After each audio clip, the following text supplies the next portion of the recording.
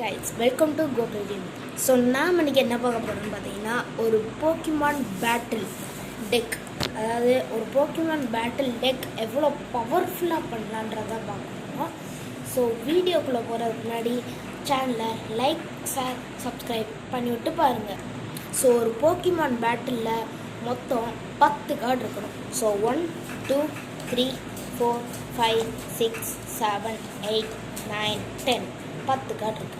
So first card என்ன கார்டுன்னு பார்த்தீங்கன்னா ரெஜி இலக்கை. ஸோ ஃபஸ்ட்டு கார்டு நம்ம ஒரு எலக்ட்ரிக் டைப் பார்த்து எடுத்திருக்கோம். ஸோ இதில் என்ன அட்வான்டேஜ்னு பார்த்தீங்கன்னா, இந்த லைட்னிங் வாலில் during your opponent next turn this Pokemon take 100 less damage. So இது 100 லெஸ் டேமேஜாக இருக்கும். அதனால நமக்கு ஹெச்பி அவ்வளோ வேகமாக குறையாது, கம்மியாக குறையும். ஸோ இது நம்ம ஃபஸ்ட்டு கார்டை யூஸ் பண்ணிக்கலாம். செகண்ட் கார்டு கிளமட் அண்ட் லாக்ஸரை பேசிக் போக்கிமான். இதுவும் எலக்ட்ரிக் டைப் தான். இதில் என்னென்னு பார்த்தீங்கன்னா 220 இதோட அட்டாக்கு. இதில் your opponent active Pokémon is no paralysed. Opponent active Pokémon paralyse ஆகிடும். ஸோ நம்ம தான் நெக்ஸ்ட் அட்டாக், அதாவது காயின் ஃப்ளிப் பண்ணோம். அதில் ஒரு வேளை ஹெட்ஸ் விழுந்துச்சுன்னா அவங்க தப்பிச்சிட்டாங்க, டெய்ல் விழுந்துச்சுன்னா அவங்க பேரலைஸ்ட் ஆகிட்டாங்க. ஸோ டெய்ல் விழுந்த சான்ஸ்னால் நம்ம இன்னொரு அட்டாக் பண்ணலாம். ஸோ இது நான் செகண்ட் கார்டாக வச்சுருக்கேன். ஸோ தேர்டு காப்பர் ராஜா, ஒரு மெட்டல் டைப் போக்கிமான், 300 ஹெச்பி. இது என்னன்னா 260. ஸோ இதோட இது என்னன்னு பார்த்தீங்கன்னா, this attack also 30 damage for each of your benched Pokémon. நம்ம பெஞ்சுடு போக்கிமானுக்கு அட்டாக் பண்ணுவோம், அப்போ நம்ம ஹெச்பி குறைஞ்சிரும்ல. அப்போ நம்ம என்ன பண்ணுறோம்னு பார்த்தீங்கன்னா, இதை தேர்டில் வச்சுருவோம். ஏன்னா இந்த 2 கார்டும் முடிஞ்சதுக்கப்புறம் இதாக இருக்குன்னா பெஞ்சுடு போக்கிமானே இருக்காது. ஸோ அதனால நமக்கு அட்டாக் விழுகாது. ஸோ இது நம்ம தேர்டு யூஸ் பண்ணிப்போம். நெக்ஸ்ட்டு ஃபோர்த் நான் மியூ யூஸ் பண்ண போகிறேன். ஏன்னு பார்த்தீங்கன்னா, இதில் என்னடா இருக்குது அப்படின்னு கேட்டீங்கன்னா, ability during your turn you may discard, you may draw a card until you have 3 cards in your hand. அப்படின்னா இப்போ நம்ம இந்த 3 கார்டுமே போயிடுச்சு. ஒருவேளை இந்த 3 கார்டுமே நம்ம ஆப்பனன்ட் டிஃபீட் ஆகிட்டோன்னா இந்த கார்டு போட்டு எபிலிட்டி யூஸ் பண்ணோன்னா மறுபடியும் இந்த 3 கார்டு நம்ம கைக்கு வந்துடும். ஸோ 4வது போக்கிமானை அதை யூஸ் பண்ணுறது ஈஸி.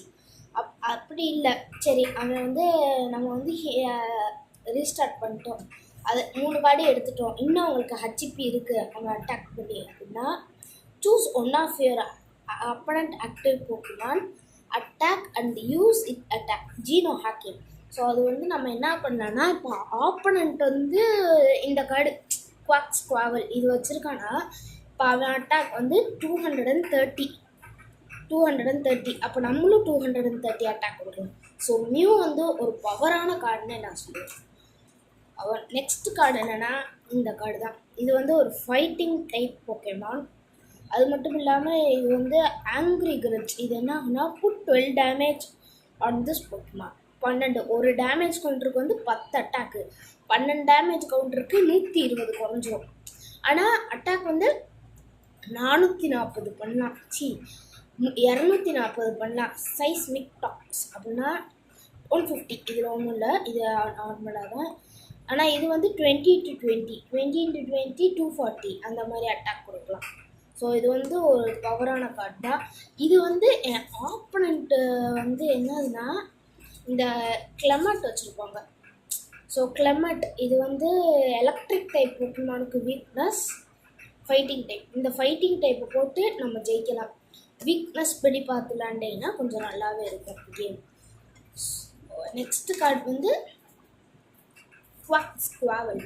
இது எதுக்கு நான் வச்சுருக்கேன்னா, என் ஆப்பனண்ட் இந்த இது வச்சுருக்கான் ஜாரிசார்ட். ஸோ ஜாரிசார்டுக்கு எதிராக வாட்டர் டைப் வீக்னஸ்.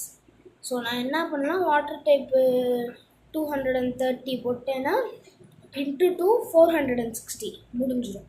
அந்த மாதிரி நான் வச்சுருக்கேன். அப்புறம் இந்த கார்டுக்கு அப்புறம் மறுபடியும் இன்னொரு பாக்ஸ் வாங்க. இது எதுக்கு வச்சுருக்கேன்னா, ஸ்கெலிடர்ஜும் வச்சுருக்காங்க. ஸோ ஸ்கெலிடர்ஜ் ஒரு ஃபயர் டைப் போக்கிமான். இதுக்கும் வீக்னஸ் வாட்டர் டைப். ஸோ இதுவும் அதே தான், இது அட்டாக்கிங் பவரு. ஸோ 460 வரையும். ஸோ நெக்ஸ்ட்டு என்ன கார்டுன்னு பார்த்தீங்கன்னா இதுதான். இந்த கார்டு கொஞ்சம் பவரான கார்டுனே சொல்லலாம். ஏன்னா அட்டாக்கும் சரி ஹெச்பியும் சரி அதிகமாகவே கொடுத்துருப்பாங்க. ஆனால் ஆப்போனண்ட் வந்து வாட்டர் டைப்புக்கும் போட்டிருக்காங்கன்னா இந்த கார்டு இறக்க வேணாம்.